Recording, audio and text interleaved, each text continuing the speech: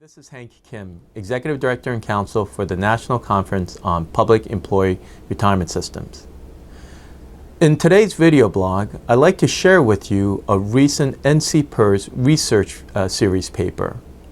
The research series paper covers a recent Boston College study that purports that over the last 30 years, the savings rate in America has not declined since the switch from defined benefit to defined contribution. The Boston College paper was issued in the fall of 2005, and our new research series that analyzes this study came out in February. And for those of us who live and breathe public plans and defined benefit pensions, we found the premise and conclusion of the Boston College paper to be very suspect. And so in this research series, we did an analysis of their methodology. And what we found was that the Boston College paper, in fact, measured the wrong things. In the Boston College paper, they were able to conclude that the savings level stayed consistent over the last 30 years because they only focused on the percent of salaries going into retirement plans. And so we don't necessarily disagree with the assumption that the percent of salary going into defined contribution plans versus going into defined benefit plans has relatively remained unchanged.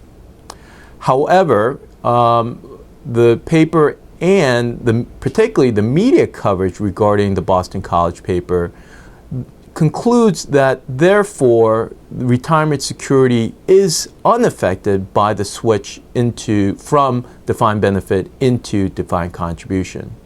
So in our research series, what we tried to do was actually measure retirement security from the switch to defined contribution into defined contribution from defined benefit.